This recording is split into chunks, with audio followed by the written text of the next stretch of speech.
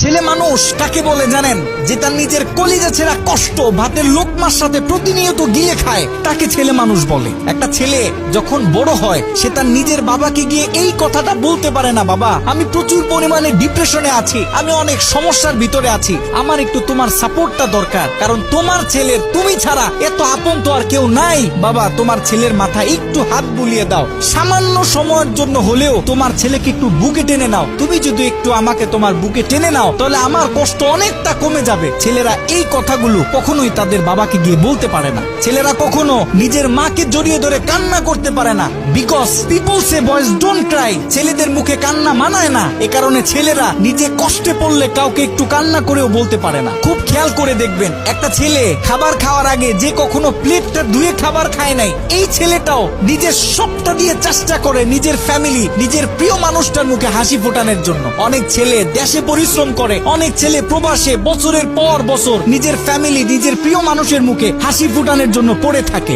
দিন শেষে ছেলেদের মুখে হাসি ফোটানোর মতো কাউকে পাওয়া যায় না। আমি মনে করি boys are the best actor in the world. এই পৃথিবীতে ছেলেরা হচ্ছে সব থেকে বড় অভিনেতা, কারণ ছেলেরা নিজেদের বুকে হাজারো লক্ষ কষ্ট পুঁতে রেখেও মুখে হাসি নিয়ে চলে, কারণ সে জানে আজকে আমি যদি ভেঙে পড়ি তাহলে আমার পুরো ফ্যামিলিটা অস্তিত্বহীন হয়ে যাবে।